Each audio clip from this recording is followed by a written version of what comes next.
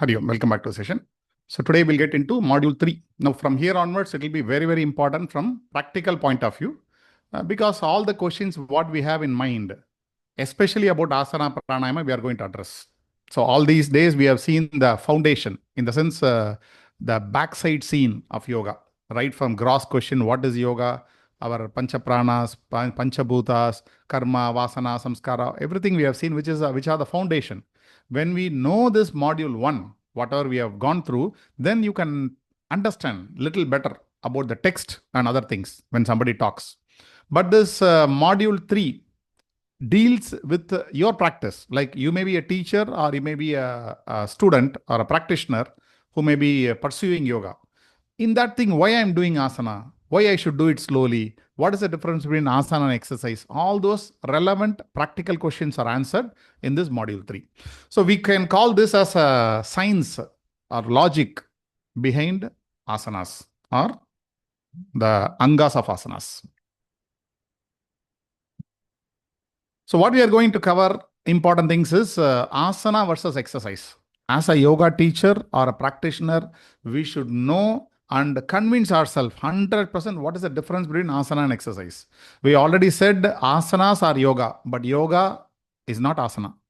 But asanas are the visible form of yoga. You can see somebody doing asana. You cannot see somebody doing meditation. He is just or she is just closing the eyes. You cannot see or perceive it. So in that aspect, asana versus exercise is very important. Simple question like somebody coming and asking you, ma'am, I'm doing exercise. Every day I'm going walking, I'm doing exercise. Why should I come and join your yoga class or asana class? Then we cannot say it is a union of mind, body and soul and all those things we should not say, or that will not be convincing. So let us see the most important points, difference between asana and exercise. Then what are asana, what is meant by asana, how to practice it and how to do it correctly. And what about the asanas mentioned in texts like Hatha Yoga Pratipika or Yoga Sutras?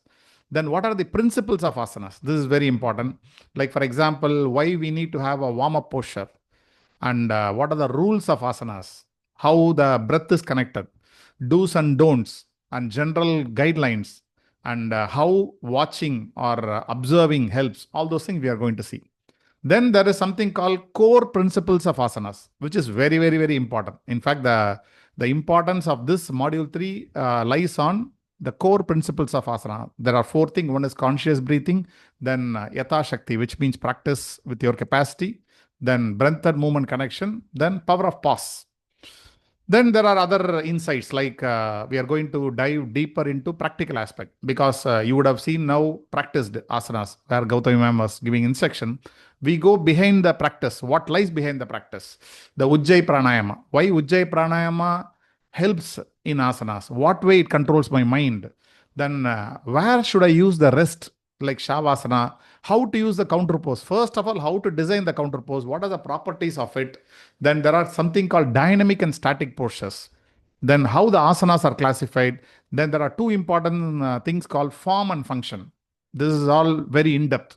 So 6 and 7 are good even for advanced people who are all yoga teachers also. So 1 to 5, yes, for everyone. So we'll go through one by one.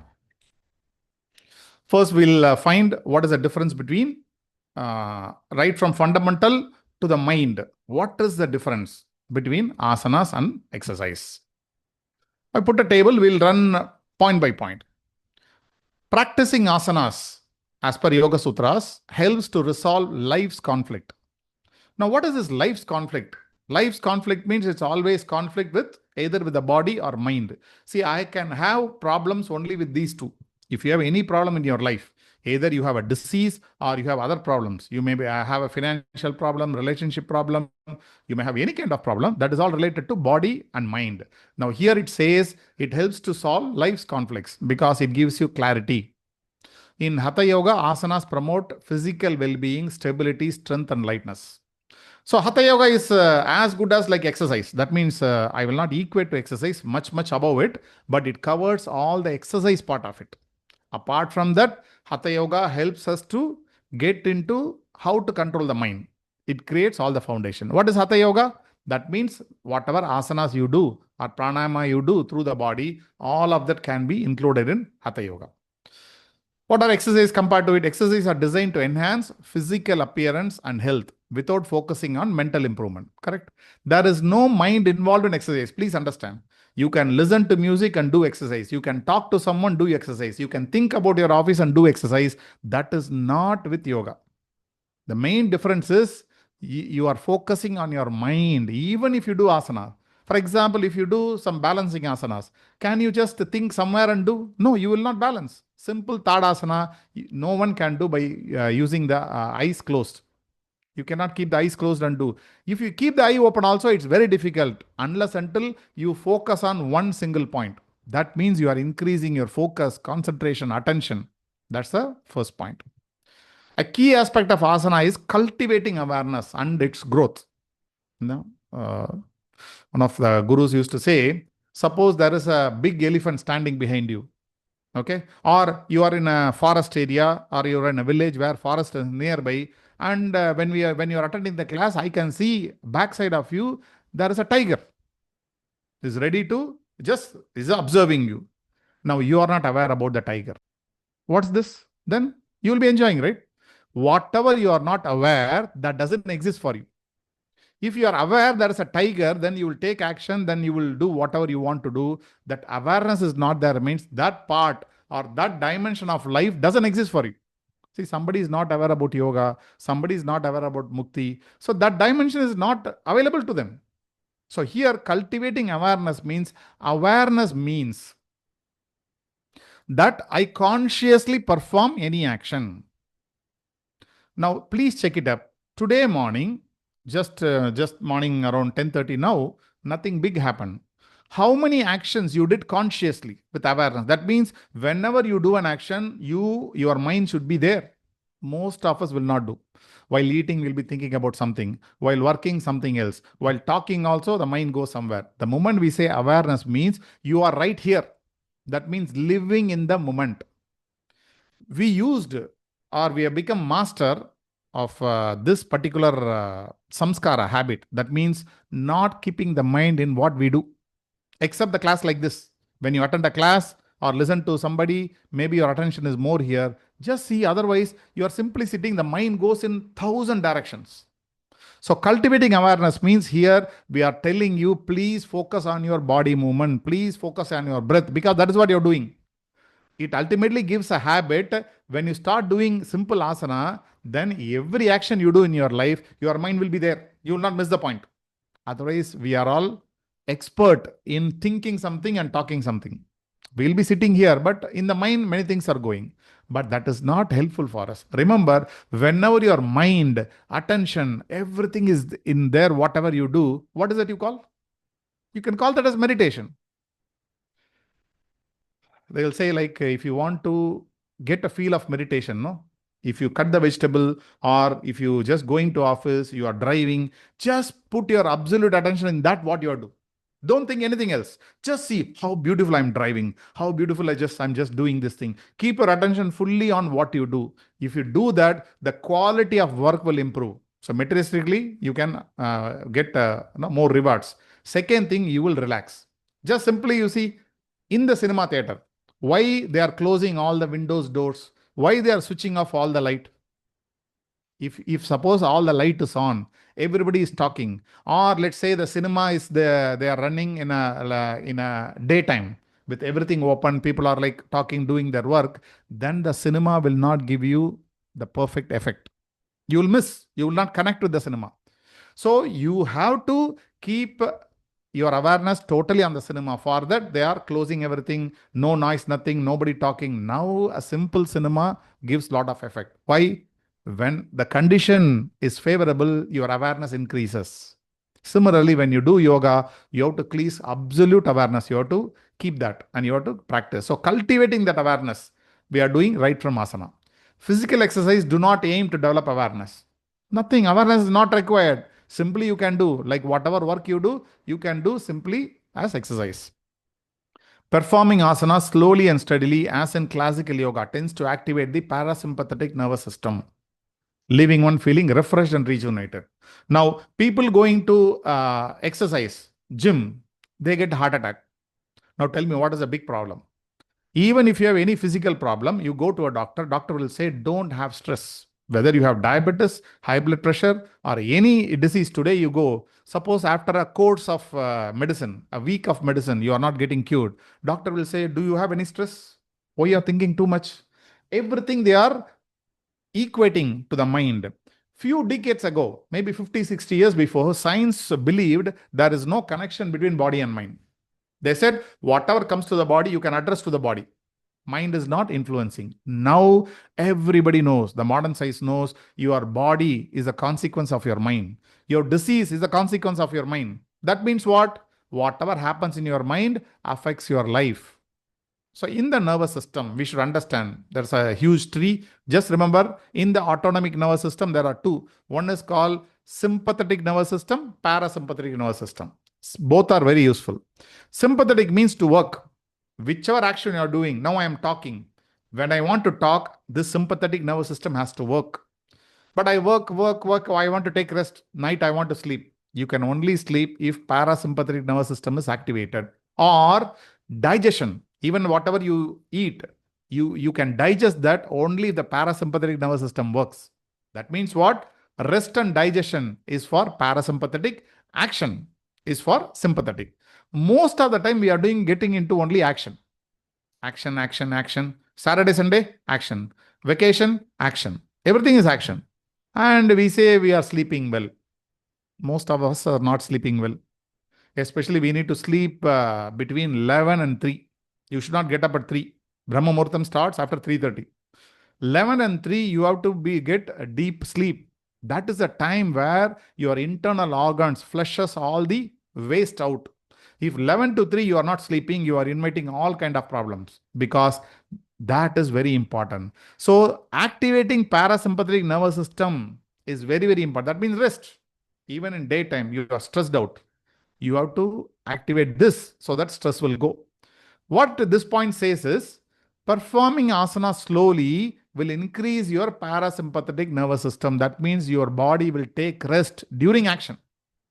Generally, when I sleep only, body will take rest. No. If you do things very slowly, consciously, your parasympathetic nervous system will work. On the other side, the physical exercise can stimulate only sympathetic nervous system, which uses energy, generates heat, and results in fatigue. That means you get tired by doing exercise. You'll say, oh, I'm getting pain, I'm getting tired, I want to sleep.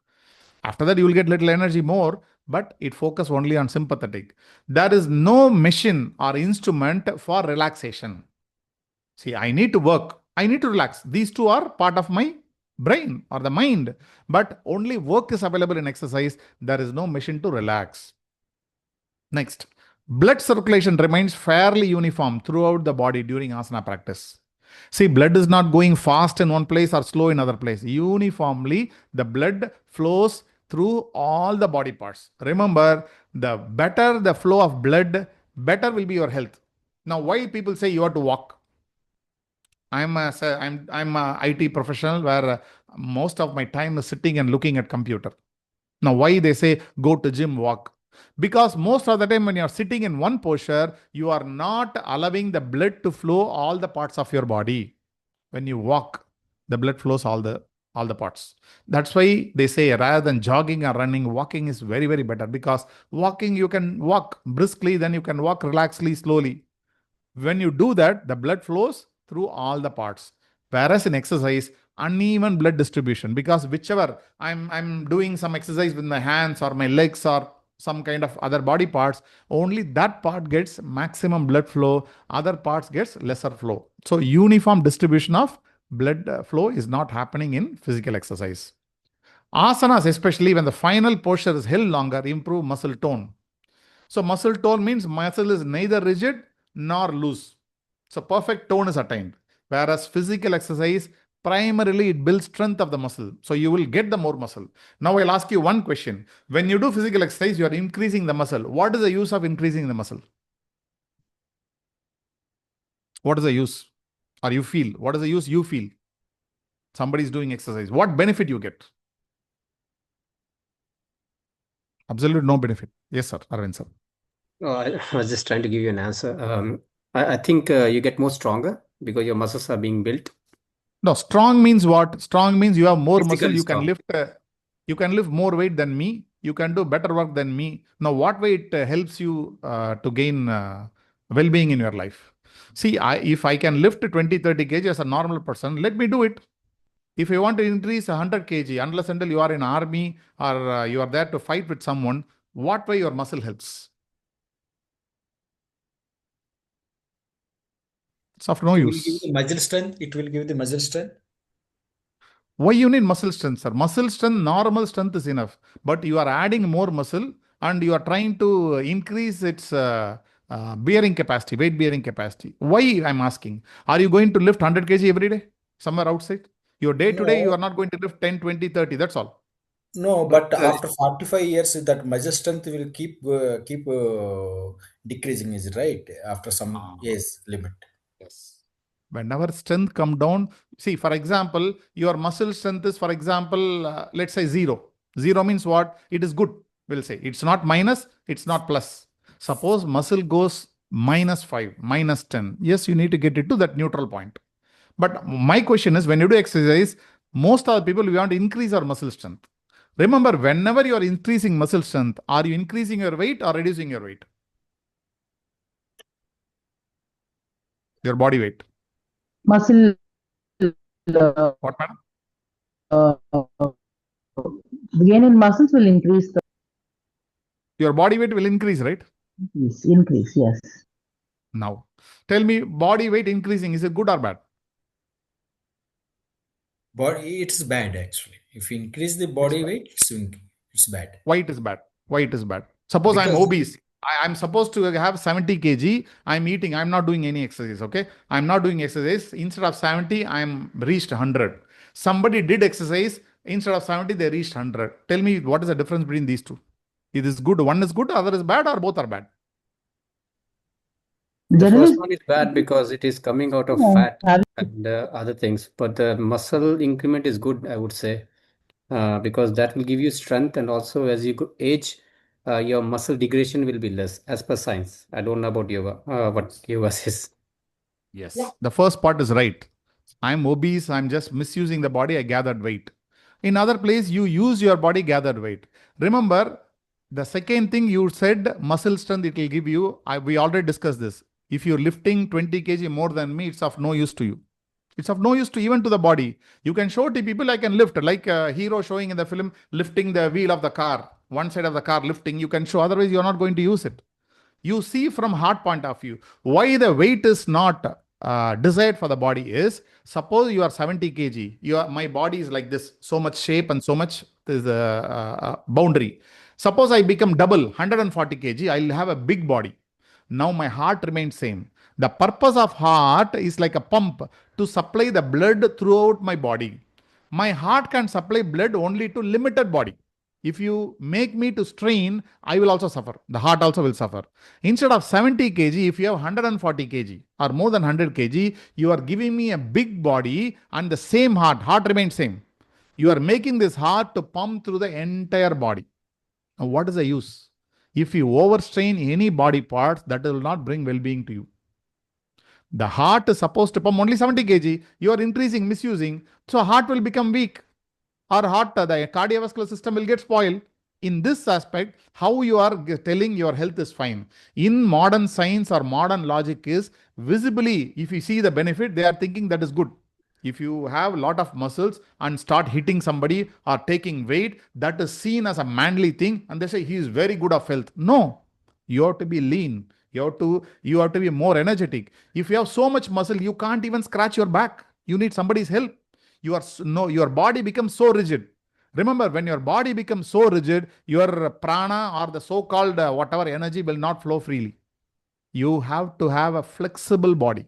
A lean and flexible body will have a lot of energy. You can work for 24 hours also. And you want to keep you awake, you will be awake. If you have a big body, the body will take a complete toll on your organs. Your organs are designed for your normal functioning, not for that kind of muscle. That's why I say those days the Kshatriyas who are in the war, they are supposed to develop the body because they have the purpose.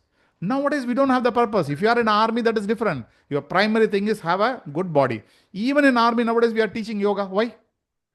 Exercise is there. Why should I go to teach yoga? Because yoga gives more mental strength, more flexibility and strength to the body. Bone strength, muscle strength is different, but the thickness of muscles is different. By thickness of muscle doesn't mean you're doing well-being to it. No, it becomes so rigid. How will become flexible?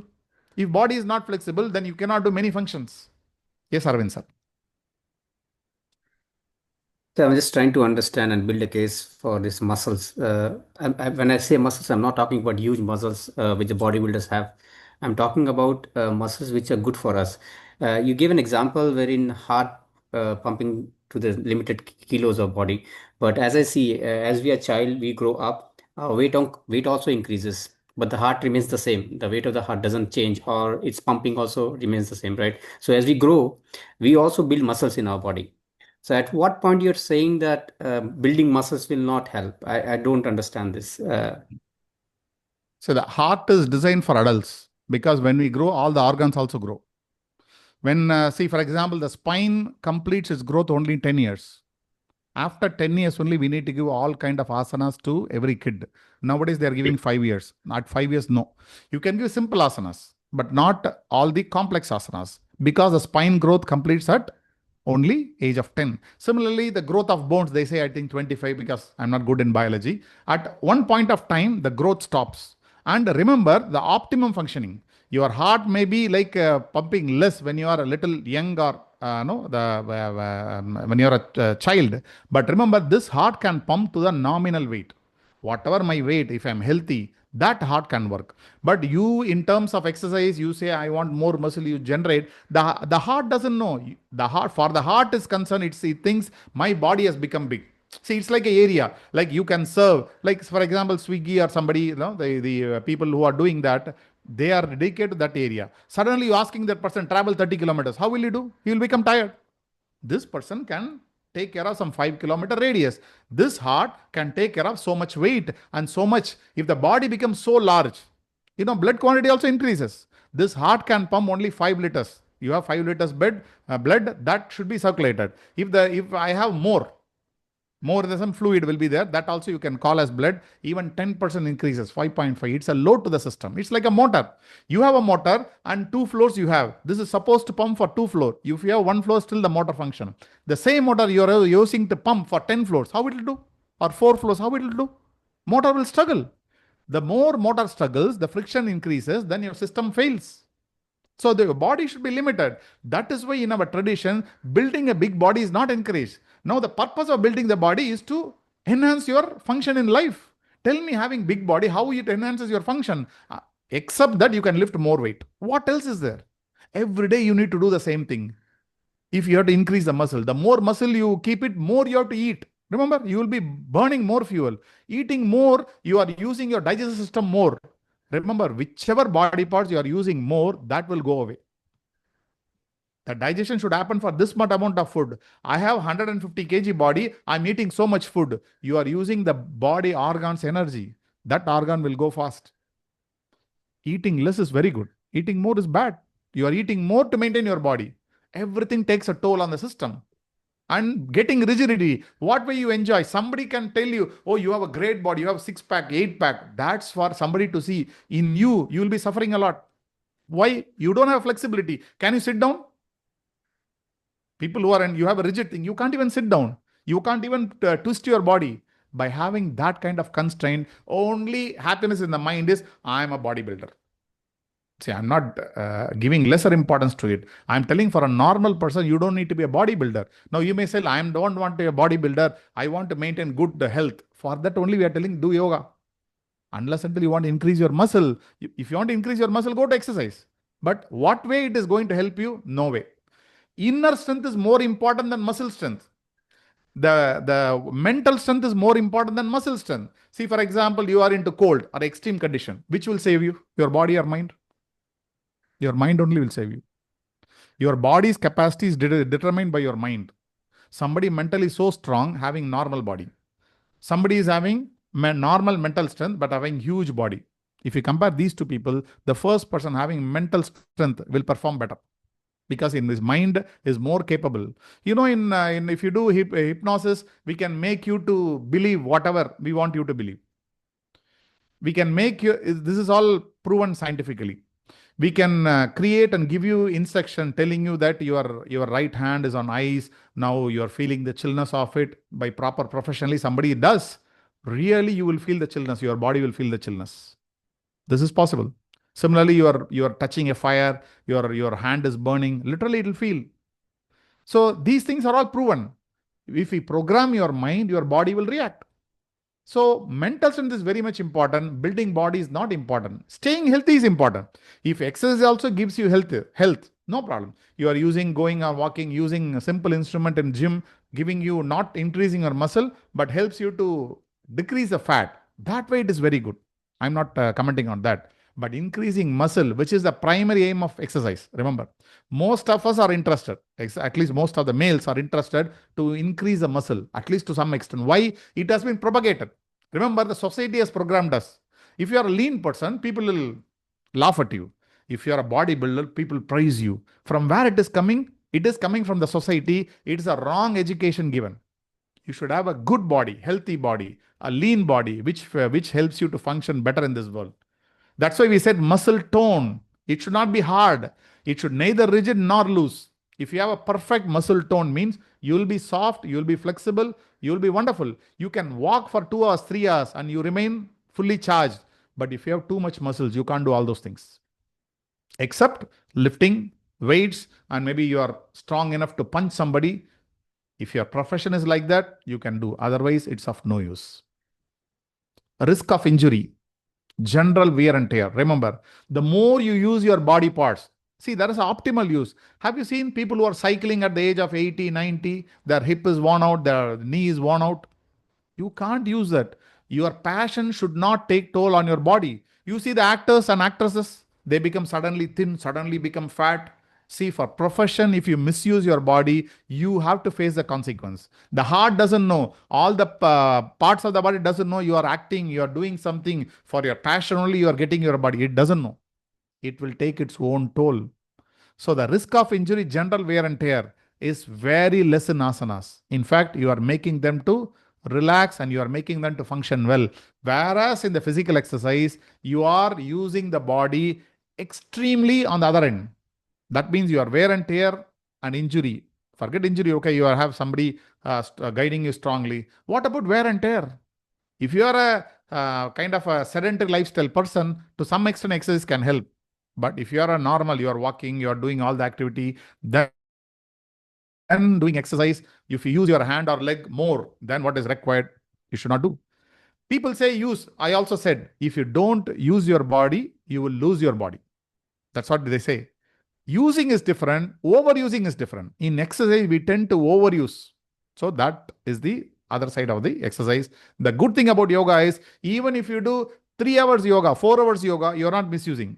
Remember, because you are not using one body part, the entire organs of the bodies you are using. For example, in Surya Namaskar, you are utilizing the entire body, not one part of the body. Tell me which asana gives benefit only to one part. Even if you do Bhujangasana, it gives more impact to the lower back and the abdomen. Still, it gives more impact to other areas also. So in asanas, you are equally getting work through, getting to it through all the organs, not on only one. Yoga asanas avoid forceful muscle movements, preventing fatigue, stiffness, and injury. See, you are listening to the body, to your capacity you are doing. Whereas in exercise, though you will do your capacity lifting weight, you are forcing your body. That's why they say walking is much better than any of these things. If you ask me, person ask yoga, whether can I walk or do yoga, walking is better. Whether do walk or exercise, walking is better. Why? Walking is a basic thing. Whether you do yoga or exercise, that is secondary. This is a walking machine. Human body is supposed to walk, is made for walking. If you walk, then you can choose whether I do yoga or asanas. If somebody asks a question, can I do which is better, yoga or asana? That means they are not even walking. If somebody is not even walking, can you ask them to go to gym? Can you ask them to do Surya Namaskar? They will not do.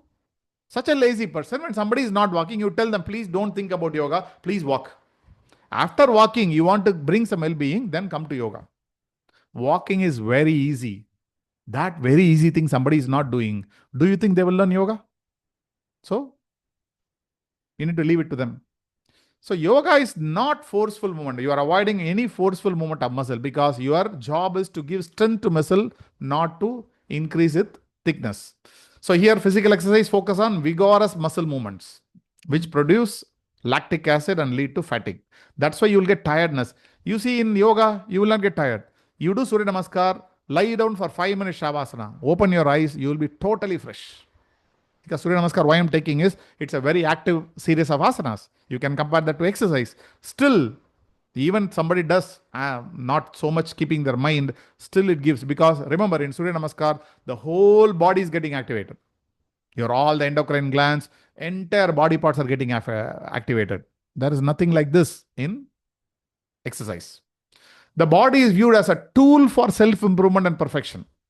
We are seeing this body as a tool to improve my function, to improve my experience. Whereas the aim of physical exercise is to improve the muscles and get an attractive body.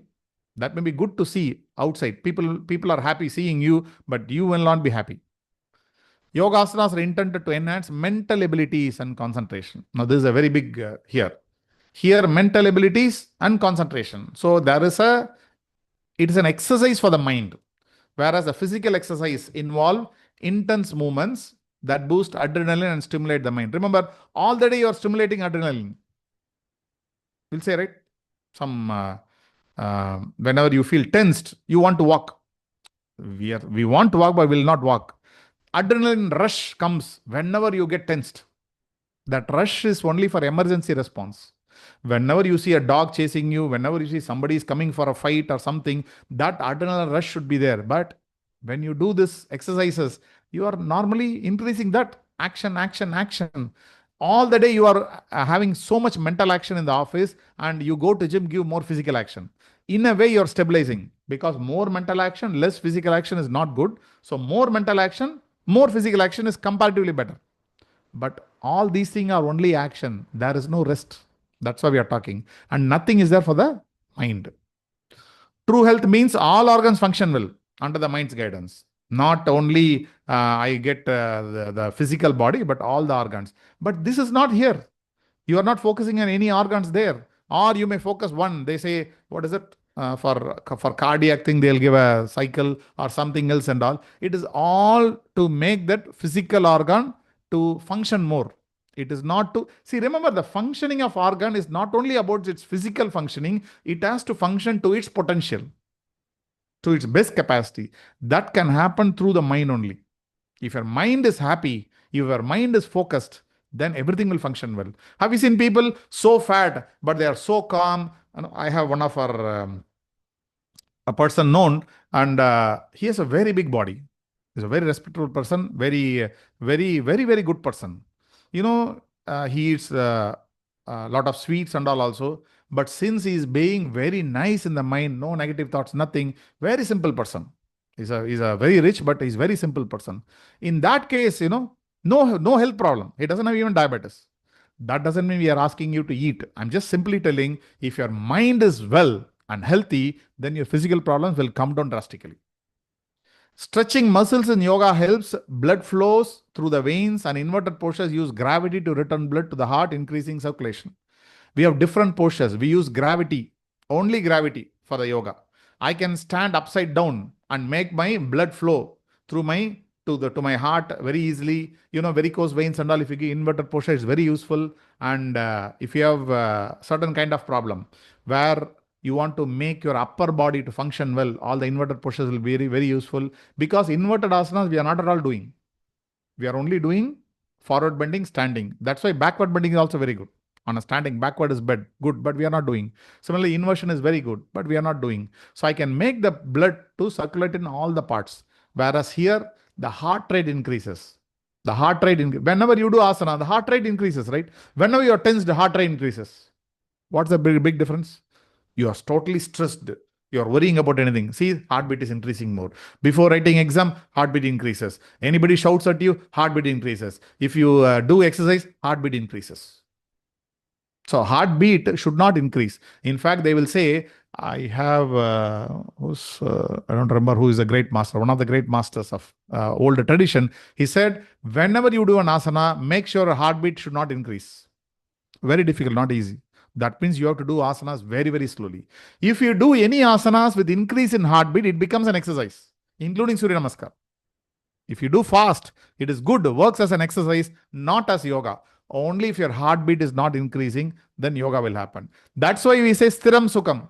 When you are in sukham, when you are in stiram, that means when you are comfortable and you are stable, your heartbeat will not increase. Whenever heartbeat increases, your comfort and stability will go.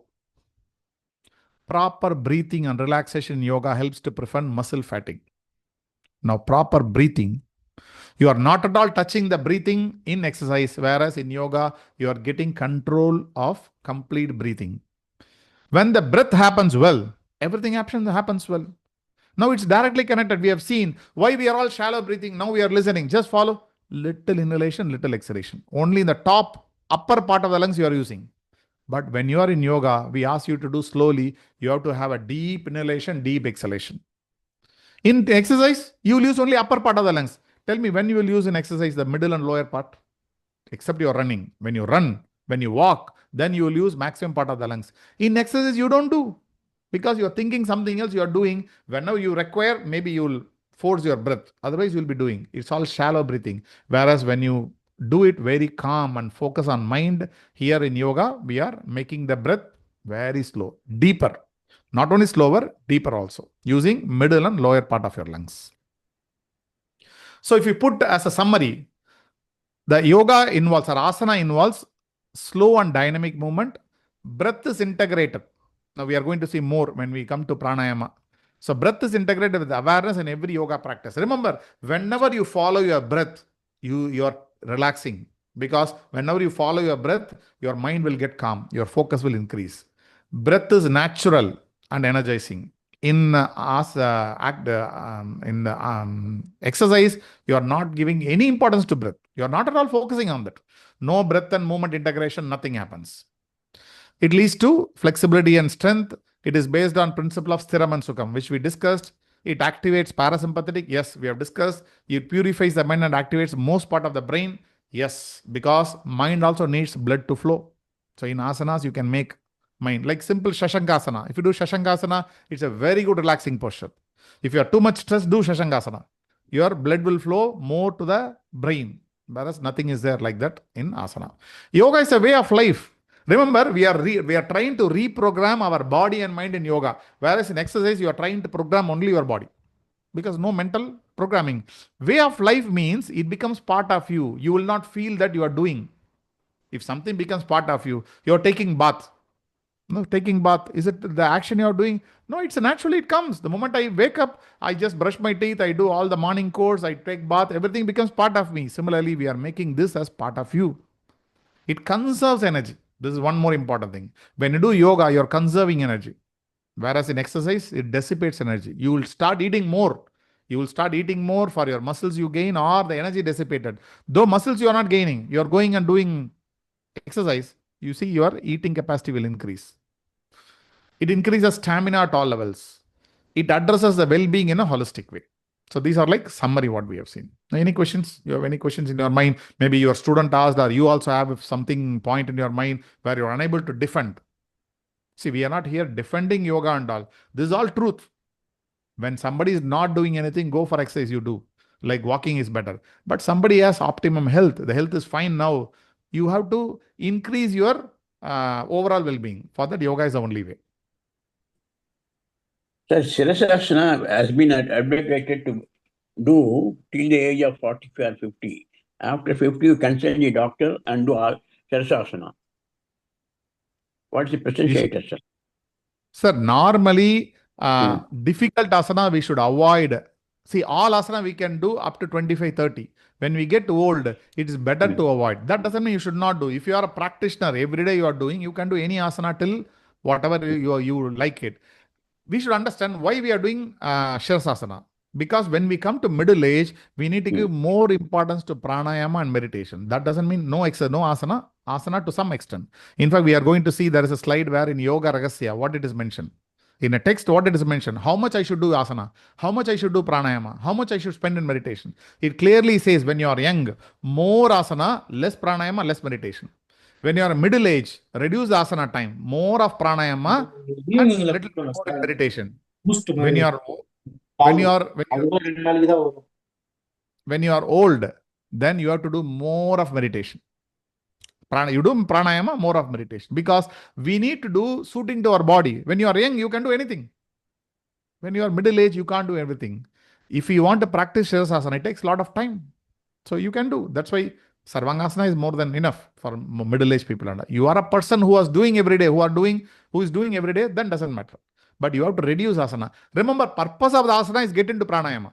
Purpose of pranayama is to get into pratyahara and meditation. If you are able to sit in meditation, that means your asana is done. Why we are in doing asana? Aim is to go meditation. Meditation means you sit like a statue, not moving. No movement in the body, no movement in the mind. For that only we are doing asana. If we forget that and keep on doing asana, no, it's of no use. If you see in Hatha Pratipika, more importance is given to Siddhasana. That means the meditative posture. The purpose of all the asana is to get into meditative posture. So every day just see, can I sit without moving? By practicing all the asanas, your ability to sit for a long time increases. When you sit for a long time without any movement, you can do pranayama and get into meditation. That's the purpose of it. Any questions? Sir, how to decrease anxiety? Actually, that is. So decreasing anxiety only in the mind, sir. We are going to address the stress and high blood pressure. That's a separate module is coming.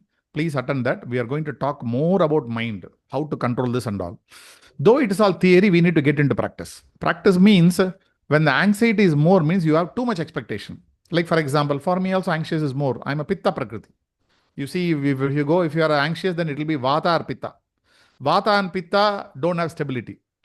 The kapha is having more stable, but vada and pitta has other good advantage also. You will be sharp, you can understand more, all those things. But when you are anxious, means you are expecting more. When you expect more, you have to be anxious. There is no other way. When you are anxious, you are spoiling your health. How to avoid the anxiety? Suppose you are anxious in going someplace, you start a little earlier. If you're anxious in your home or office, that means you are expecting more from the people at home, more from the office. Or you are getting more anxious to complete something in time. These are the time, right? You have to be anxious. So we need to change that. The more we understand, my anxiety will spoil my health. Tell 100 times every day, if I am anxious, I'll be spoiling my health. Again, that you should not get anxious about it. Oh, I'm spoiling my health and all. But more we convince our mind, slowly it will come down. Few practices will help. For example, whenever you're anxious, close your eyes and check your heartbeat is increasing. Tell your heart, this heartbeat is more important than anything in life. If my heart beats fast and something happens to me, will the work is important? It's not going to get important. Is my family important? Nothing is important, sir, when this comes to me. When you close your eyes and see how much you are struggling inside. When something's struggling inside, your body is struggling, tell your mind, see why I'm struggling. This is not good to me. My heart is important. My health is important. If I am not well, or instead of living up to 100, if I go at the age of 40, what is the use of living? Earning everything, having a big, good family, a lot of things I'm earning, living a life. There is no use to it. So if it educate this mind, the anxiety will go. If you understand life, anxiety will go. If you practice, anxiety will go. Practice means do asana following your breath. We need to program. Now anxiety has become a programming. The society has done the program. If you do this you get angry. See, they'll say like, you have to do everything by heart. You have the hard way you have to do. If you do it casually with ease and all, people say, no, you're not serious. If you do anything, you have to become serious. You need to do like this, anxious and all. People say, you are a very hard working. You are working hard, but the body parts also suffering hard. We need to change the programming. Only by getting enough knowledge, enough practice, only the anxiety will come down. Many people, it's become an inner nature. By nature, many people are anxious. I was also more anxious. Now, little come down. When you understand your nature, then you will be slowing down. Otherwise, it's going to spoil our health. So how to find out whether it's Vada, Pitta or Kapha, sir? Which is prominent? That's a questionnaire, sir. Maybe if I remember, I'll try. Somewhere back I've read. If you answer the question, they will know it's a Vata, Pitta, or Kapha. There is a body constituent also. For example, somebody is so lean, mostly they are of Vata, because Vata means lean. Kapha means fat. Pitta means middle. So there is a thing. If any of you put a message, I will try to find a slide. There's Ayurveda how to check it. It is there. We'll share with you. Then you can fill it up. Nothing is wrong. Somebody is more. All the three has a plus and minus. Only thing is we should understand this basic thing. If these three, Vata, Pitta, Kapha, three doshas become imbalance. Imbalance means out of the balance to my ratio. For example, my working ratio is X, Y, Z, Vata, Pitta, Kapha in certain proportion. If this increases or decreases, it will not bring well-being to me. Being Kapha is more for somebody. Yes, sir. By doing the nadi, we can find out which is predominant. Accordingly, they use prescribed medicine by way Siddha doctors. Yes. So you're telling how they are finding using nadi? Yes, sir. By seeing the nadi, they find out which is, suppose we are not keeping good health. If you go to Siddha doctors and they'll find out the nadi and find out which nadi is weak, which nadi is predominant. Accordingly, they use prescribed medicines for that. Yes. So that how to do that? They normally say like if you do like this, if you keep your fingers on the back side and keep your fingers on the front, the first three start from Vata, Pitta, Kapha. The finger close to your hand is Vata, middle is Pitta, third is Kapha. So if you do that, you will see which is more. You can see the beat, you will get more in the first finger or second finger or third finger accordingly. I think they are the good people to find. So they will find out the imbalance. And the nadi is quarter of one cell, not uniform. Yes, not uniform. It will not be uniform. There is something called one prakriti and two prakriti. Most of us are two prakriti. Matrai. What, sir? Matrai, Tamil. Matrai in Sudwanga. Correct. You can find out. Yes. So you may be combination of two. The three Vata, Pitta, Kapha, you may form a combination of two. Very rarely it is one. It's not usually one. When they say you are like Vata, Pitta, Prakriti, that means for you Vata and Pitta are more. That means you need to keep that down. Simple thing is food. If you change the food, the Vata, your balance will be attained. Most of us, that's a gross way. Somebody asked the anxiety. If you change your food, the anxiety will come down. That's a gross thing you can make. Like they will say spice, salt, you need to come down. When the stress is more, then it's like your blood pressure is more. Maybe you will not get a high blood pressure, but future it will be coming. So eat less salt. Then your weight also will come down. Your BP also will come down. But calming the mind is the best thing. If you do Yoga Nidra, sir, somebody asked about this thing. Please message me. I'll send you a Yoga Nidra audio. Just listen to it. It will come to sleep. If sleep comes, you sleep, no problem. But sleep is not coming, that's much, much better. So you can calm the mind. 20 minutes nap always help. Whenever you're stressed, just remember, you want to keep silent. Whenever something will keep. Now, don't think about it. Just watch your breath. Watching your breath will calm you. And thinking something, visualizing some pleasantness will calm you. If you get into Yoga Nidra, that visualization we can give as if like the instruction will come in such a way to make you to calm. They will you need to just follow the instruction. We are going to touch Yoga Nidra subject also. And if you want, we can prepare Yoga Nidra for stress and give you, or anxiety and give you. That time, please remind us. We will make a separate instruction for that, whichever problem you have. Of course, Yoga Nidra should not be used for that. But if that is a major concern for you, we can give you like that. Or there is a general Yoga Nidra. If you listen every day, that will calm you. It is only Google, sir. It is found in Google, Yoga Nidra. Whichever you want. Very good. Yes. Any question, Yoga exercise? Any other question you have? So please collect some research paper on yoga versus exercise. Many people have done. All these things we should have proof in our hand. Then only we can talk to people. So maybe if time permits, we'll also find some research paper and share you. For the inverted asanas like Sirsasana and the shoulder stand, is there any time limit that we could do only for 2 minutes or 3 minutes, or maybe within 30 seconds we need to calm down? So we are going to discuss a lot about this in upcoming thing. First thing we should remember is in yoga, if in asana, if you do anything, your purpose of asana is to stay in the final posture. There are two kind of postures. One is called dynamic, other is called static. For example, Shirasasana, any inversion posture is called static posture. That means you should not do more than once. You have to do only once. But when you go there, stand in that final position as much as you feel comfortable, then come back. Today, you may stay there for 10 seconds. But if you do it every day, then 11, 12, 13, at one point of time, you will stay for 5 minutes, 10 minutes also. That is the aim for it. Why? Because when you stay in that and start breathing, in staying in that position, then what is the purpose of that posture will be satisfied. For example, there is a benefit for Shirasasana. All the benefits will come only if you stay there. If you're not staying, no, the benefit will not come. Every asana, you do simple asana, even Tadasana, try to stay there. Staying in the posture is very important. Now, there is something called static. See, there is something called dynamic, something called hold, something called stay. Dynamic means you should go and come. Many asanas you can go and come. If you stay, that is good. That is different. Staying is optional. But dynamic means it's like Surya Namaskar. You can do dynamic. You can do with stay also. After hold, dynamic hold. Hold means you go there, either inhalation or exhalation, hold it.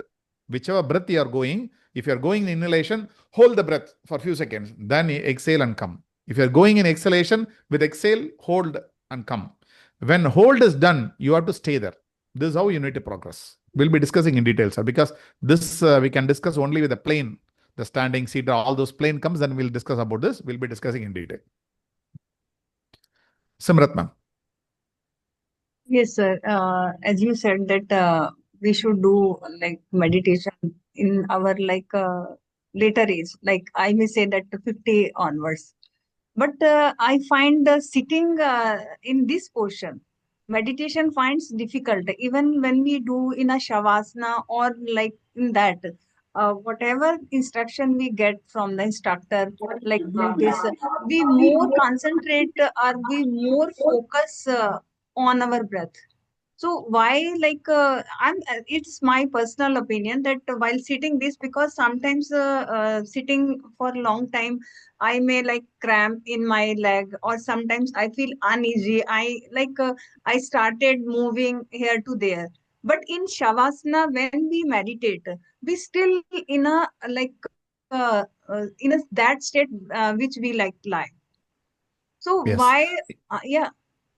So I in mean to say, Shavasana, yeah. yeah. Tell me, complete, ma'am. Complete the question. I mean to say, would it be necessary that we sit and do meditate in this state, or we may do in that state? See, meditation has to be done by seated only, not lying. Because when you lie, that is for relaxation. And relaxation is the primary aim of Shavasana. Especially when you lie in Shavasana, many people sleep. Because the relaxation extends beyond. When you lie down, it is more comfortable position. Right? Because everything you are leaving to gravity, you are surrendering to gravity, you are simply lying. When you are seated, you are working against gravity. You need to keep your body there. And the blood flow get restricted. You get cramps and all those things. This is the reason we need to do asana. When you do asana, then all the cramps will not be there. Your body will be healthy. You can sit. Meditation should not be done in lying position. No text or nobody has mentioned that in lying, because lying will get into sleep. It is like to get into meditation, you can apply all the rest and all to relax the body and complete parasympathetic nervous system activating, everything should happen. But when you come for meditation, it has to be in seated. Especially seated with spine straight. We have seen Sushumna Nadi. When you keep the spine straight, then only there is a possibility of you opening the Sushumna, then only meditation can happen. When I keep the bending my body, it cannot happen. Seated should not get cramp or anything. I should be comfortable. For that, we are bending the body in all direction doing asana. There's no other way. No other shortcut. Especially sitting in cross-leg posture, in Siddhasana, Padmasana, anything will better. That's a stable position. But that's not easy. That's why we are bending the body. Yeah. Sometimes we move like this. Sometimes we shift our leg, this and that.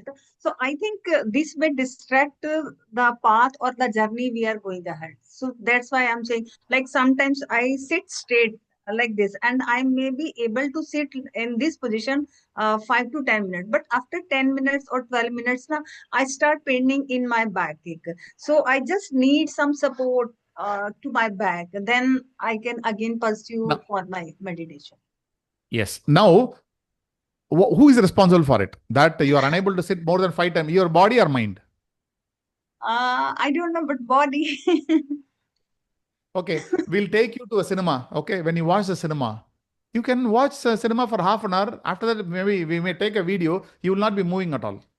Possible, right? Yeah. You can watch. Now tell me how body is getting there. It is able to sit like that, but now meditation it is moving. It is because of the mind. If you are too much Yeah. engrossed in something, no, you will not worry about. Have you seen when you walk, you talk to somebody, you can walk for 1 hour. Without talking, you will not walk for 30 minutes also. Have you seen that? Yeah. Even Yes. body pain will not come. If you don't talk and try to walk for 1 hour, you'll be saying body is paining, this is paining, that is paining. You talk to your close friend, you just chatting. Suddenly you see 1 hour gone. Body is also not paining.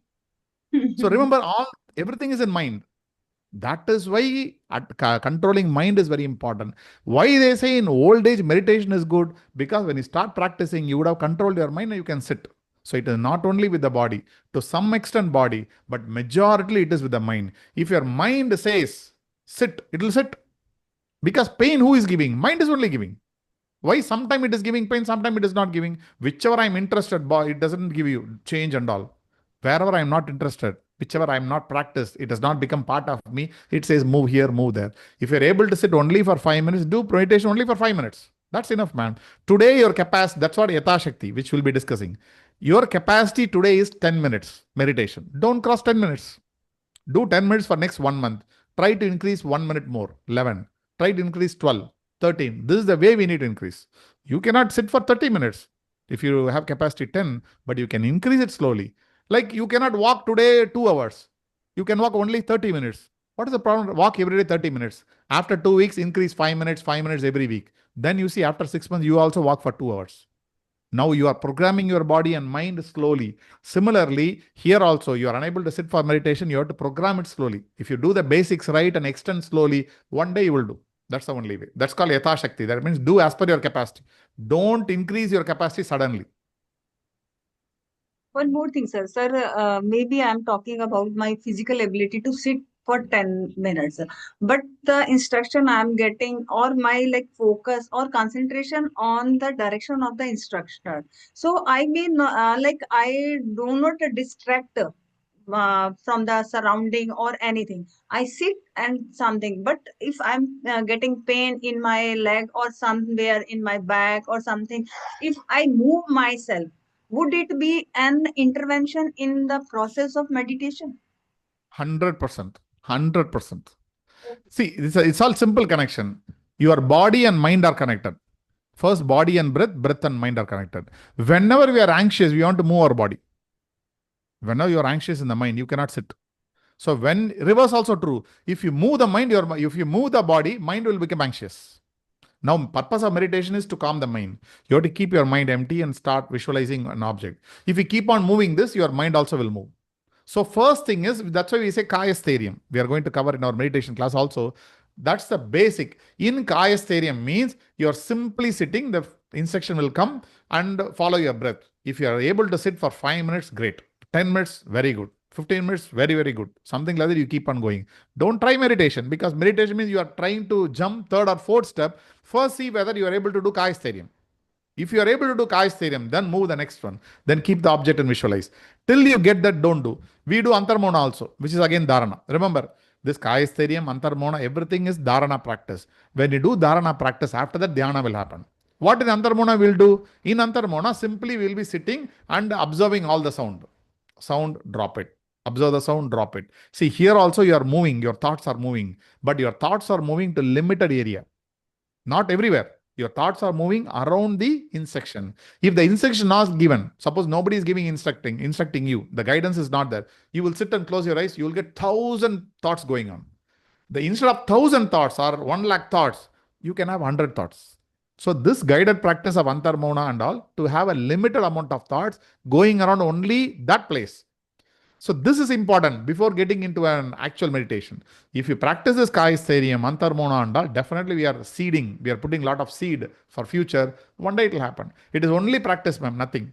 Just accept everything and start doing practice. If you do that, it will happen. But instead of addressing the basics, we try to move forward, then it will not happen. Definitely we should not move the body. They will say, when I sit, even my eyeball should not move. I should become like a statue. Only for breath, little movement is allowed. Because breath you can't control, anyway the movement will happen. Except that even your eyeball should not move, fingers should not move. You should look like a statue.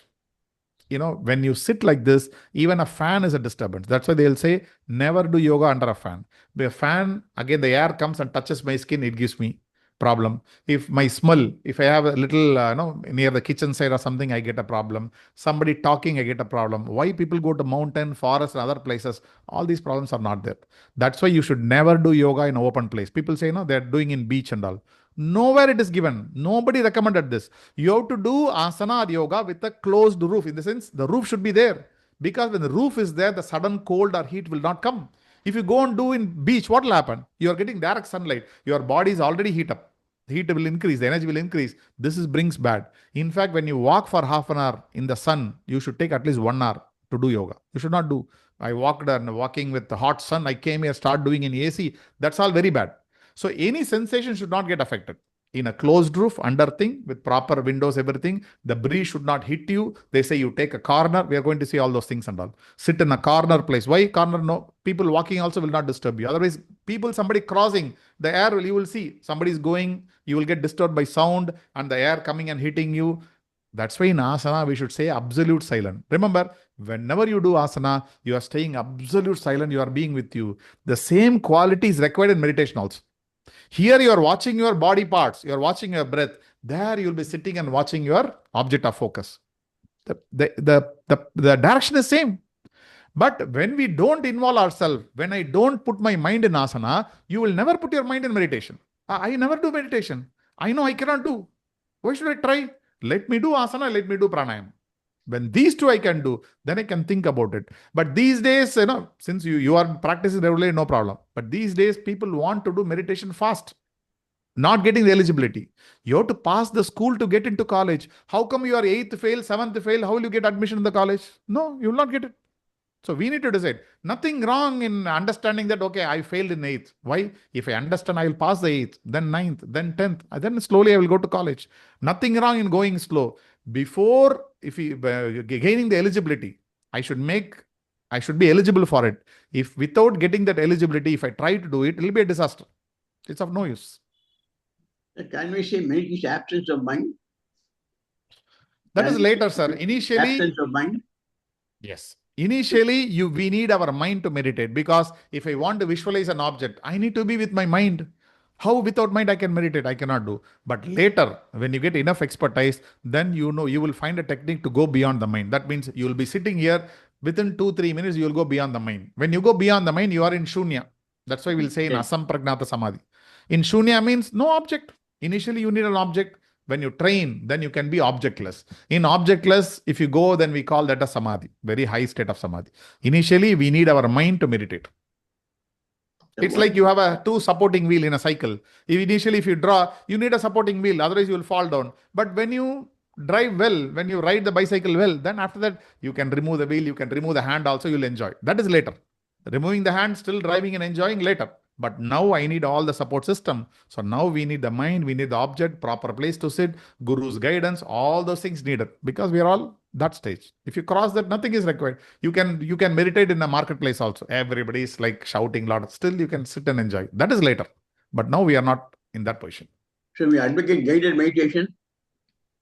Sir? We advocate guided meditation. Definitely, sir. Initially, guided meditation is very, very helpful, sir. If you are feeling comfortable in guided meditation, please do that until you come to a place where without guidance I can do. If you come to the place where without guidance I can do, you don't need guided meditation. But most of us need guided meditation first. Because remember, something we start listening, at least we can put my mind in that listening.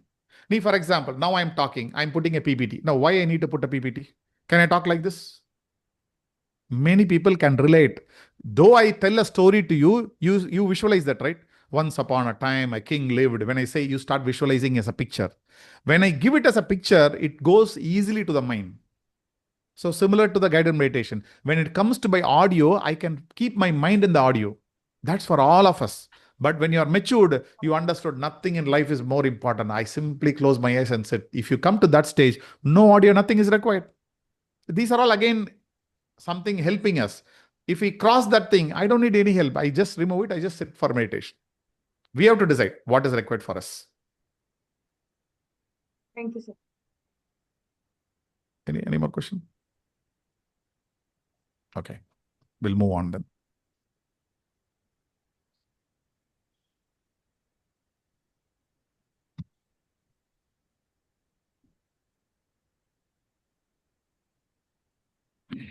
So coming back, what are asanas?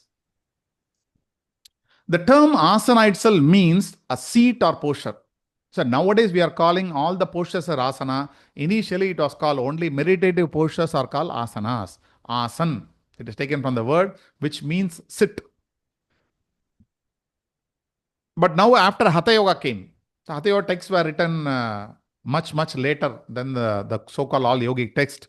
So Hatha Yoga texts keep on calling every posture as asana. So nothing wrong, but we should understand this. What are the quality of asana?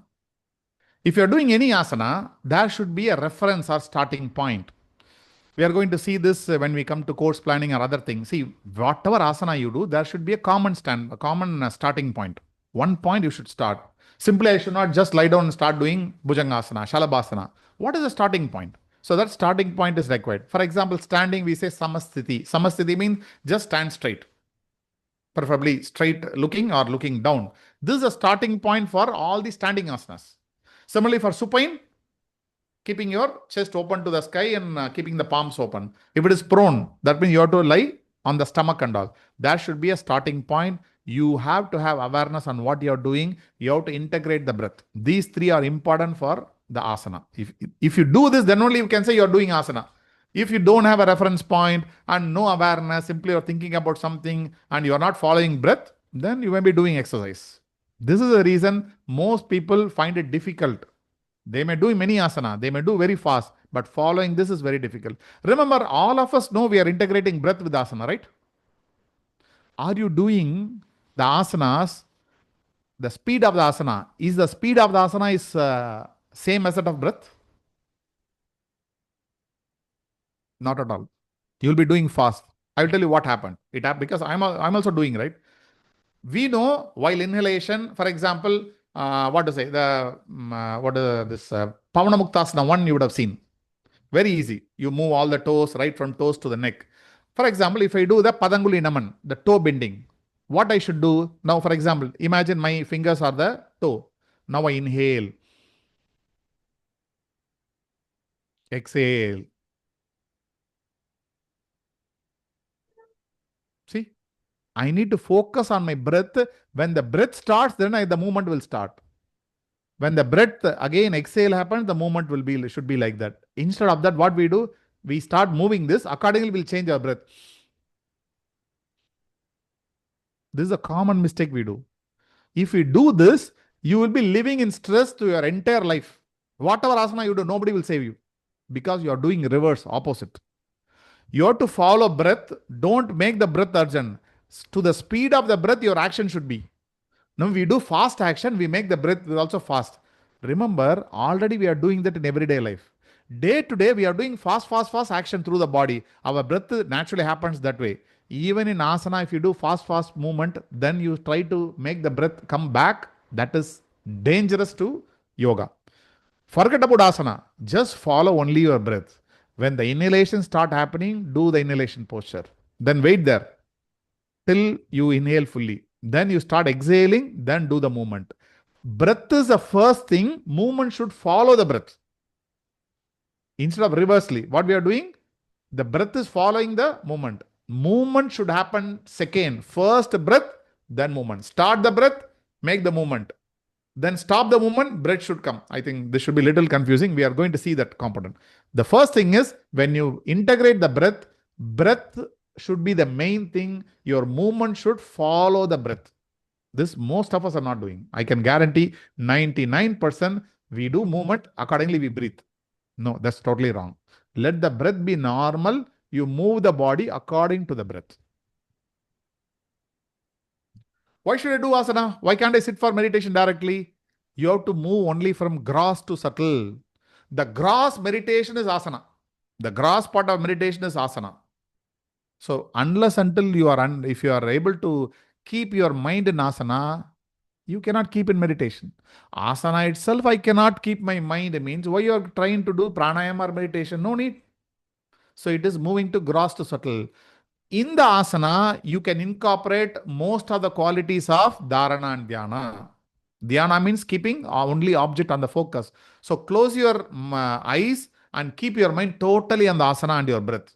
When you do Surya Namaskara, totally on the movement. Which leg is going back, which leg is coming front. When you are inhaling, exhaling, your total observation, your mind attention should be only here. Only when you keep your mind absolutely here in all the asana, tomorrow when you sit for meditation, that time your mind will come here.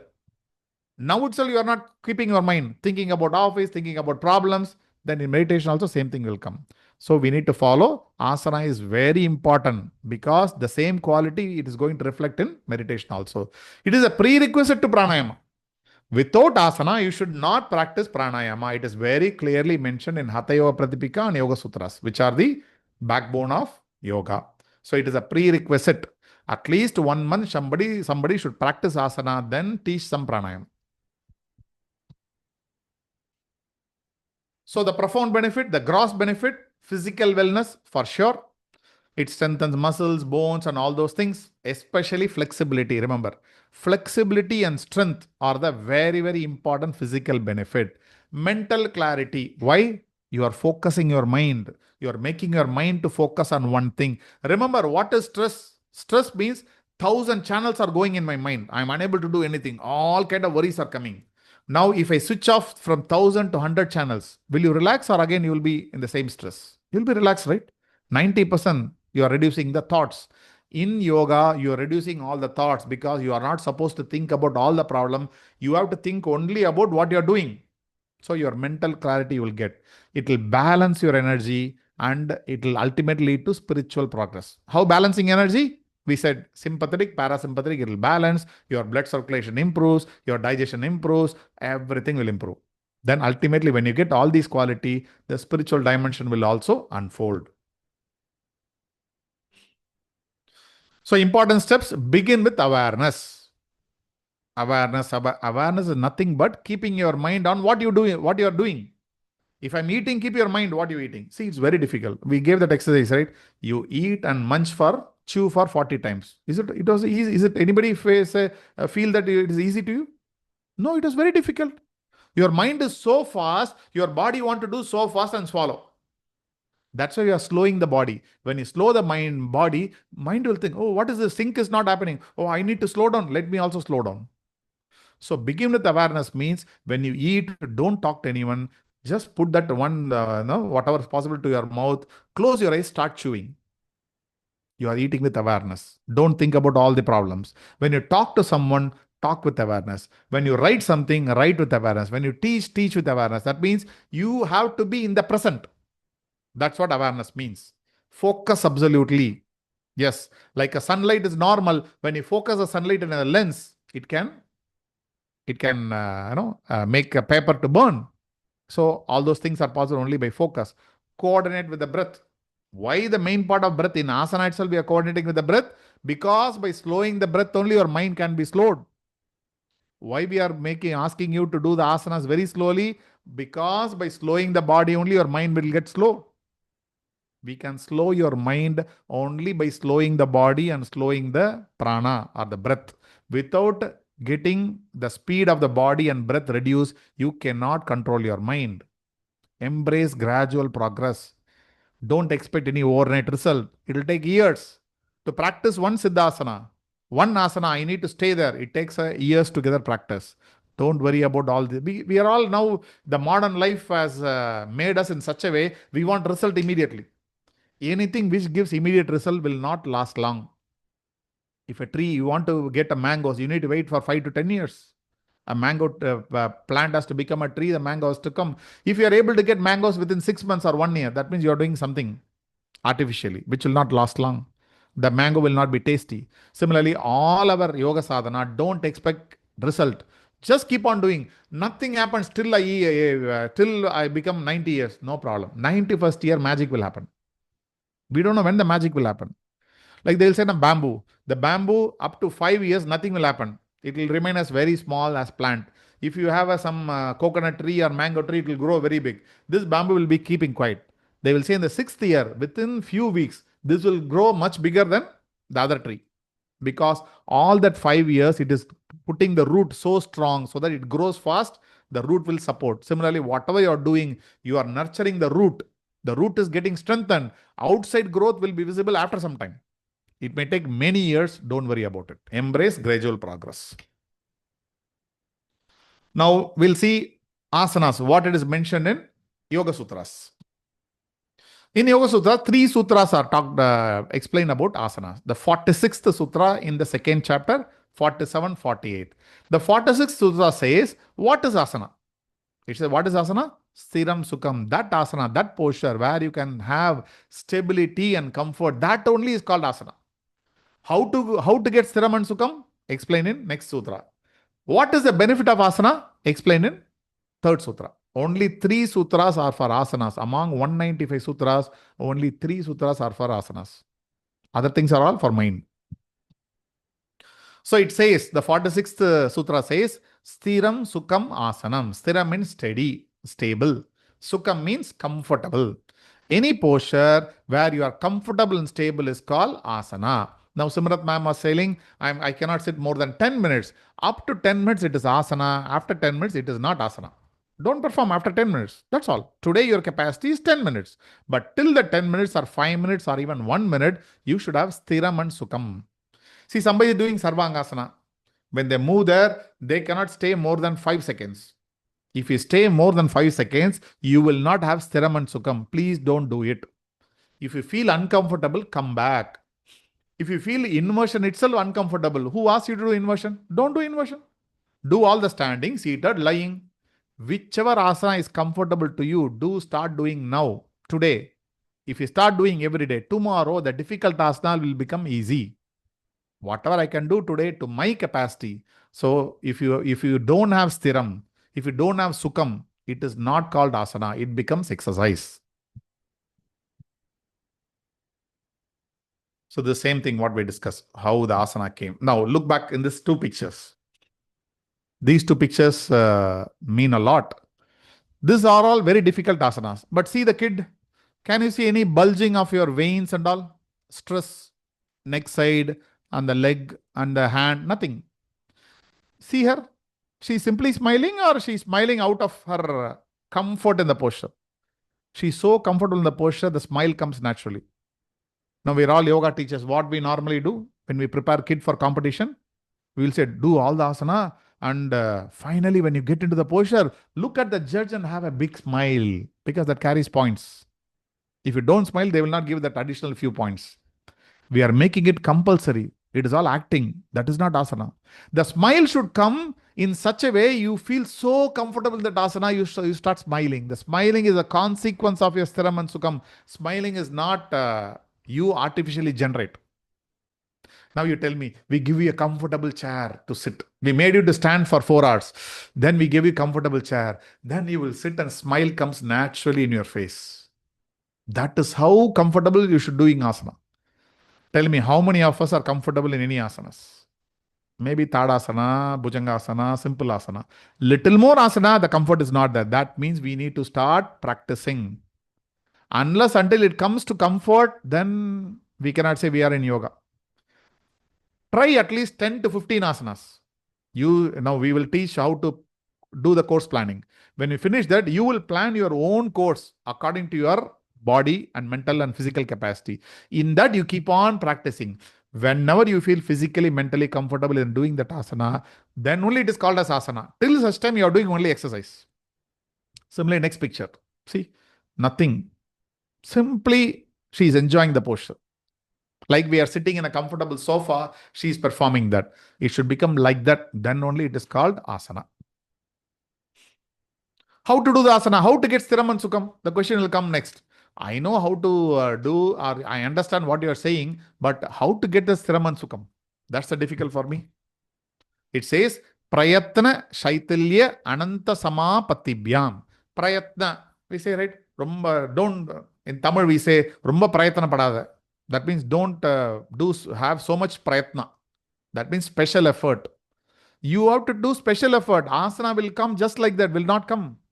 You have to take special and persevering effort. If you want to do 12 times Surya Namaskar, today you don't know anything about Surya Namaskar, you need to perform 12 rounds of Surya Namaskar. It will take weeks and months of practice. So perseverance, special effort, shaitilya, loosening the resistance. When you do any asana, who is opposing you? Who is opposing? Your body is opposing you. Body is giving resistance. You need to loosen the resistance. When you loosen the resistance, then you can reach infinite possibilities.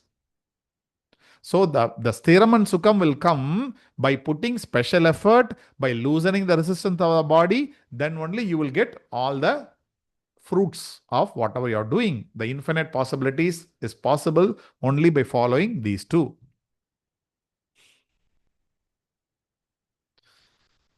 Slackening the effort. What it means is, all effort which leads to trembling of limbs to be slackened to attain Sthiram and Sukham. Suppose you stand in Shirsasana, Sarvangasana, you see your body will be shaking. Your body is little trembling. So that body which is trembling and the body is putting opposite effort. That effort should not be there. That means what? Effortlessly you should perform an asana. Without any effort, simply. Now I ask you, all of you lift your hands up.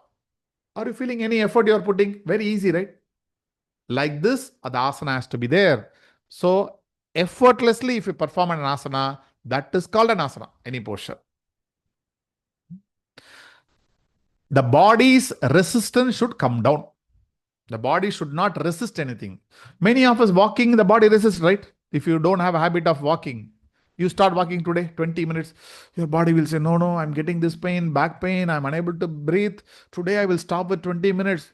That is what? The body's resistance. After you walk for next 2 years, you simply walk for 1 hour without anything. That is called Sthiram and Sukham. Similarly, in asana, that is called Sthiram and Sukham.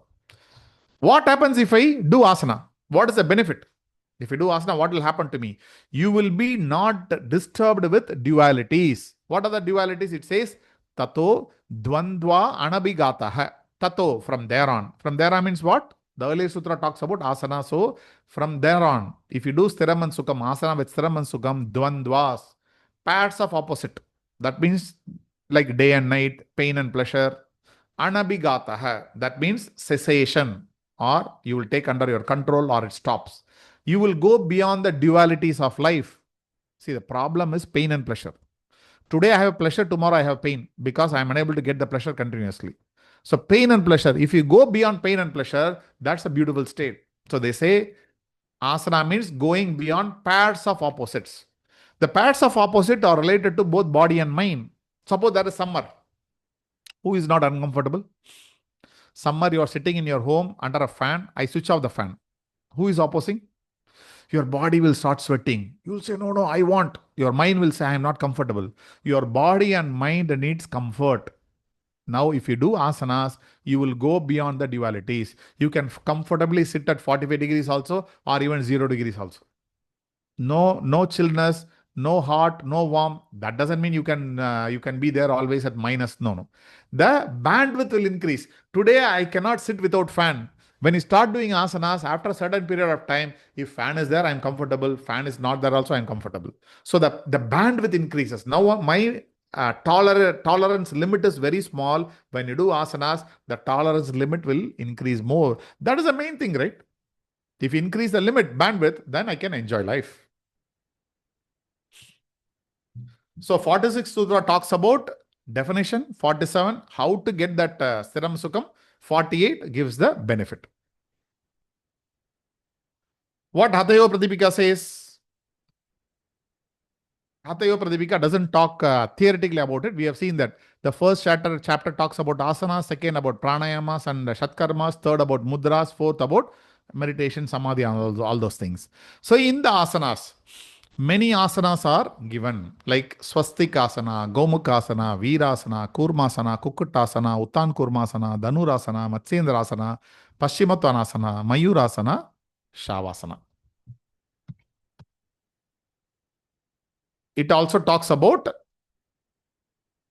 The very important asana, Siddhasana. See, about Siddhasana, so many slokas are there. From 33 to 43, around 11 slokas, it talks about Siddhasana. Siddhasana and its variation. And Siddhasana is the most important asana. It purifies the nadis. Perfection. Siddhasana perfection. How much time? It takes 12 years. Through Siddhasana, bandhas occur. No asana can rival Siddhasana. So Siddhasana is that important. For male it is Siddhasana, female it is Siddha Yoni Asana. Both are same asanas, but it is given. Since the pressure point is different, the asana name is different. Then there are other asanas given. Padmasana, Simhasana and Bhadrasana. So these are the asanas mentioned in Hatha Yoga Pradipika. But remember, the purpose of all the asana is to get into meditative posture. It may be Padmasana, Ardha Siddhasana or Siddhasana. That doesn't matter. If you are able to sit in the meditative posture, that is the only goal or climax. If you don't do any asanas, you cannot sit in comfortably in the meditative posture.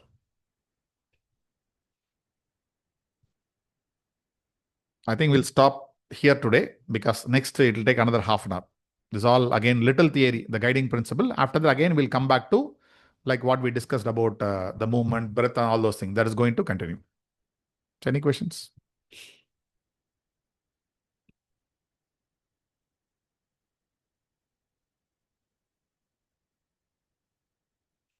What is Siddhasana? Is it a sitting posture like how you are cross-legged and we're doing that? Padmas? Yeah. Yes, sir. It's a cross-leg posture. You need to keep your heel pressing under your perineum. Keep the left heel pressing the perineum and right heel above it. And it's a meditative posture. If it is not there, you can sit in Ardha Siddhasana, which will be very comfortable. That means left heel will be pressing, right leg, you can keep it wherever you want, wherever comfortable. Because Padmasana and all, it's very, it's a demanding posture. You should not practice. Nobody should practice Padmasana without proper preparation. Your knee, you will get a lot of problem there. So better to get into Siddhasana. If somebody is Padmasana is convenient, they are doing, that's also good.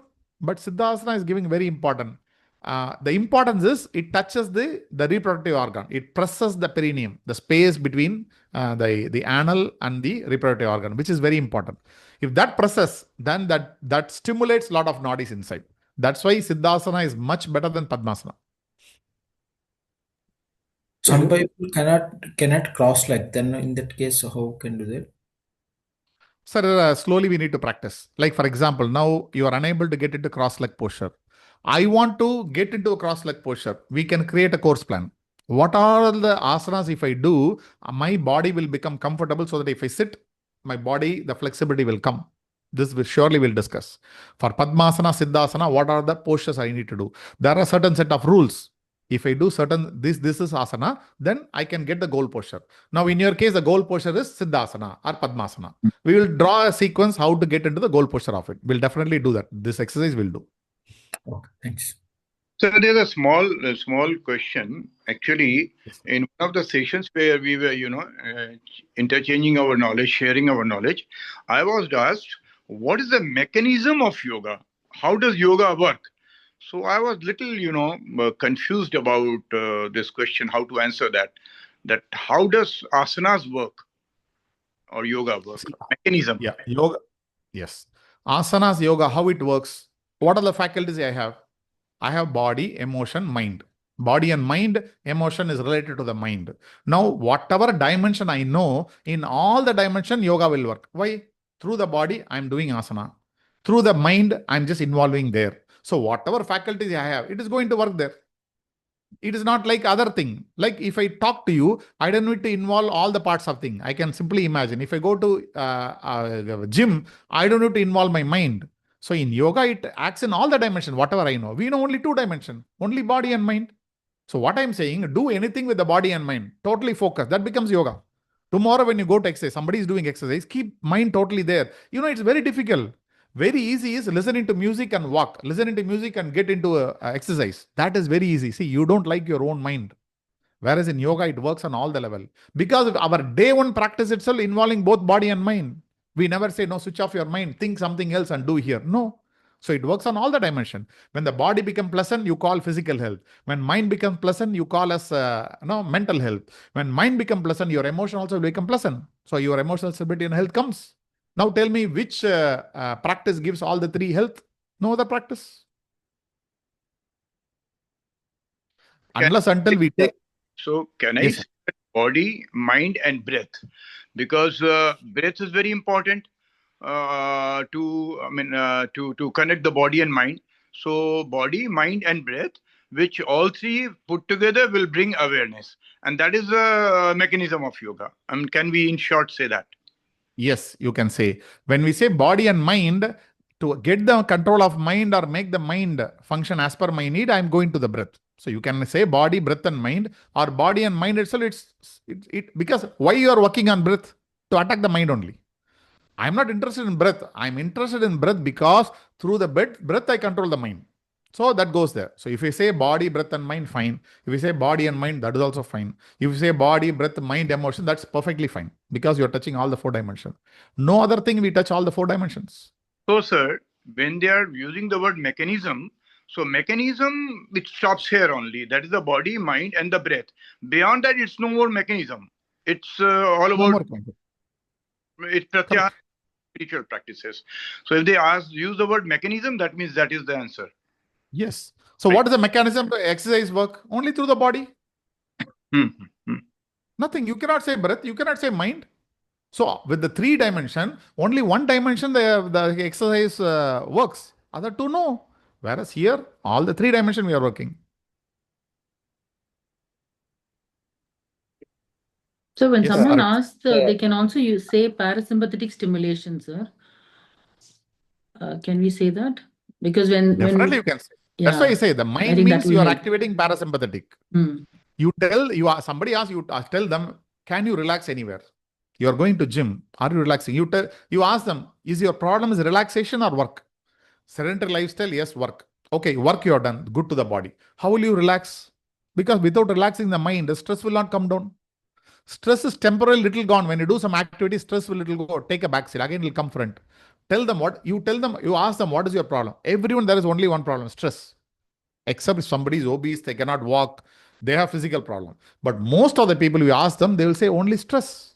There is nobody without any stress. Now, which gym gives you equipment to cool down? No. So the yoga is the only place your stress is removed. Yes, Arvind sir. So I just wanted to add one point to what previous sir had asked. I don't know the name because it says iPhone 13 Pro Max. Can we say the mechanism what he's talking about with the first five limb of Ashtanga Yoga, which is Bahari Karna, I mean, whatever we do outside, Antarkarna and Bhadrakarna, right? So these will be the mechanism. Yama, Niyama, Asana, Pranayama, Pratyahara. That's it. These will be the mechanism of yoga. And the next three are the Antarkarna, which we have no control about. Can we say in Yes. this? You can say, but the basic thing is, even if you do whichever anga, we are connecting body, breath, and mind. Right from first step to last step. The difference is in the grosser step, I give more importance to body, lesser to breath and mind. When I start coming in between, more to breath and mind. When I come in the last Antaranga Sadhana, more to the mind. But right from the gross step, we are emphasizing on body, breath, and mind. This is the reason we should never do asana in any music or anything. Nobody should talk. Even instruction should not talk. Nowadays, it's not happening. Go to big university, they are giving instruction, they are doing. This is a wrong way to perform. You are giving a wrong example. Tomorrow, the same teacher will start talking and doing. You should never talk while doing. How will you give instruction while you're doing? You should never do. That is also a wrong example. Keep on demonstrator, or you record yourself, show it, then give instruction. You should never talk, never do any action except doing that asana. We are training the mind from there, involving the mind from day one. No other practice involves from day one. So one more question. Sage Patanjali said that Seram Sukham Asana. Which stage of practice is talking about? Because initially when for example, if I take a Sirsasana, which is very tough, it will not be Stiram Sukham Asana. But in the final stage, it will be Stiram Sukham Asana when I've achieved some practice over a time. So when he says Stiram Sukham Asana, it means he's talking about the final stage of practice or the initial. No. When you can say you are doing yoga, only you have Stiram and Sukham. See, if suppose a beginner is coming, what asana you will give? Somebody is coming first time to yoga. What asana you will give? You will not give Sirsasana. You will not give Sarvangasana. Why you are not giving Sarvangasana, Sirsasana? If you train, he will do. Why you are not giving? Because you his will not body give? is not prepared for that. That's why he will not get serum and sukham. You're not giving. When somebody cannot get serum and sukham, now you are not providing. Same thing is applicable to you also. You should not do any asana where you don't have serum and sukham. Oh, then I cannot be comfortable more. Then do whichever you are comfortable today. Suppose today you can do only Tadasana. Can you practice Tadasana for 10 minutes? Do 10 rounds. What is the problem? You select only 4 asana today. Do it perfect comfort. Then do the 5th. Then try the 6th. Then try the 7th. This is the way gradually we need to go. Why you need to do it? My question is why the inversion asana you have to do? They have benefit. But when you are not ready for it, don't do it. You cannot walk today itself 10 kilometer. Today you start doing a walk for 1 kilometer, 2 kilometer, 3 kilometer. Maybe after 6 months you can walk 10 kilometer. We know this when it comes for walking or jogging or running. Why we are not applying that in yoga? Same thing yoga. Slowly you need to do. So when slowly you need to do, today whatever you are comfortable, do that. Little uncomfortable is fine. See, there are two things. Pain is different. The pain happens due to stretch is different. You're stretching, little pain comes. That is different. But I cannot, my backbone itself is paining. That is different. The stretch pain will come little here and there. That will not be disturbing you. That's okay. But you are trying to hold and your body is trembling. That is not fine. So give them the pain comes for stretch, little stretch, fine.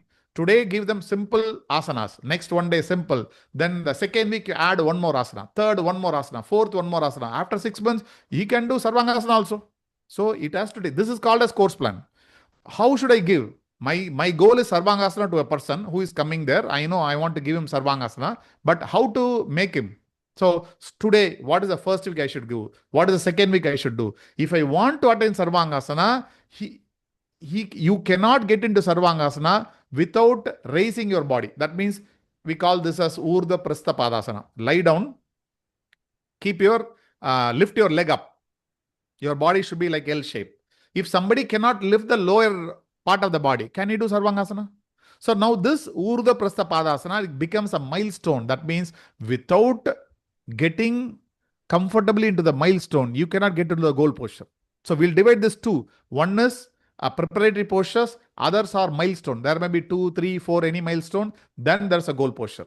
So you need to, if you have this, then you will know how much time it will take for this person. If that person is flexible and very young, he can do within 2 months. Somebody is middle age, he may take 6 months. So for 6 months, what is the course plan? 2 months, what is the course plan? All those things we are going to see. You will be doing. I'll give you a guideline. After a few practices, I'll give you exercise. You come with next day. You send it. We'll do all the 81 asana. Whatever we learned, here we'll do all the permutation combination to do the course plan. If you know how to do the course plan for 81 asanas, tomorrow if you know 200 asanas, you can do that. Same formula. Sir, you said that music should not be played. Now, in many of the yogasana classes and all, music has become the compulsory thing. They give it some background music and all. I mean, what is against the music? Actually, is it that it is creating emotions, generating emotions that we should stop, or vis-a-vis music and say chanting of Om? What would be the difference between the Om chanting and the music as such? Sir, Om, you are doing Om. Om, you are doing, music is playing. My question is, why somebody wants music? Say, like you are a person. Now tell me why you want music. Why you want music? It gives a Suppose flow. you are alone you are sitting silent in silence in your room, in a room. People are unable to be alone. They want only be with the friends, somebody. Now tell me why you are unable to travel alone, why you are unable to sit alone. You means a normal person. Why? Why you can't be alone for some time? I'm not telling live like that. Why you can't be alone for some time? Because your mind is so horrible for you. You are unable to come in terms. You are unable to accept it. Yoga means we are here to remove that. Even in asana, you want music, means you feel so horrible alone. With music, you can think and start imagining like that. This is very action opposite to yoga. Because we want your mind to be here, not to go behind the music. I'm telling why they want music. Let's accept I'm so horrible inside. My mind is having all the dirty things. If you accept this, work on it, it will go. You don't want to work on the mind. You want to do yoga, listening to music. This is very bad. The core essence of yoga is to keep your mind here, not in the music. Many people do work, when they work also, they listen to song and do. Why you want to listen to song? They are unable to bear their own torture. If the song is not there, their worry will come. They want to keep the worry out by listening to the song. That means you're not solving your problem. You're postponing your problem. When you postpone, well-being will not come. You have to have a guts to face my problem directly, face by face, then solve the problem. Yes, So ma'am. Sadhguru gives a good answer that if you cannot sit alone by yourself, you are in bad company. Yes, you're in a bad company. And you're accept this. I'm in a bad company. Nothing wrong, because everybody had a bad company only, either outside or inside. Inside, I'm so bad. First, that acceptance should come. Then only I can find a solution. I want to cheat myself. No, I'm so good. If you're so good, what is the problem? Why you want music? If they accept that straightforwardness should be there to do yoga.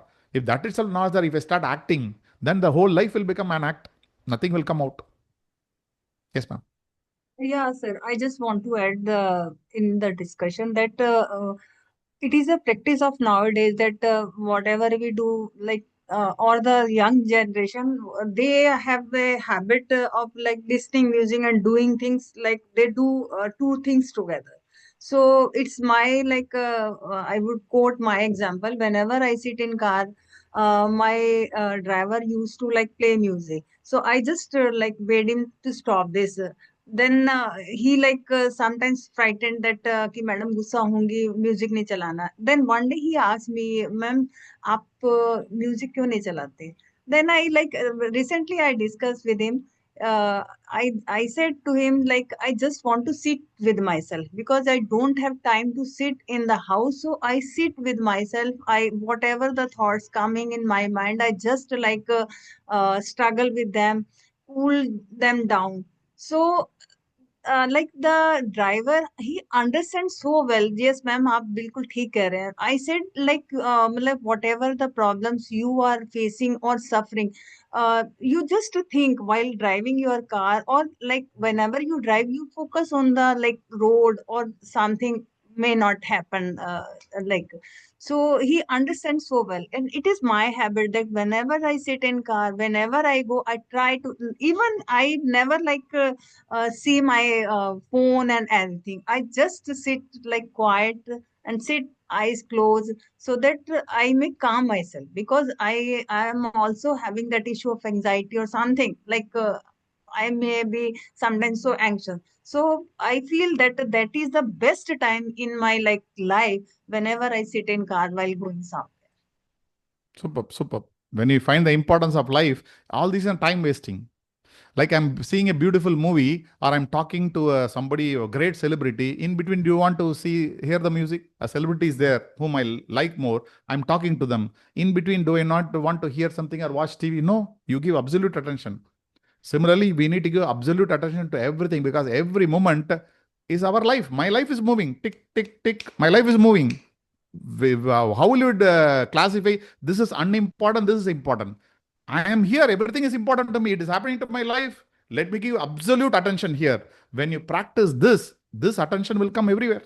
But we are trying to dilute the attention. Dilution is easy. If a youngster asks, no, I can do multiple, pose him a challenge. I'll challenge you. Do one thing at a time. You give him a challenge, his ego will get hurt. He will try. That's why we need to motivate them. Do a challenge. Do this only one at a time. It's not possible. Because we have made a program, the society has programmed, our vested interest people programmed us in such a way, we all become machines to earn profit to them. We are not machines, human being. This human can flower, only it focuses on one thing. Focusing, concentration will bring well-being to me. Having here and there going, I can do work and make somebody rich or myself rich, but it's not going to bring well-being to me.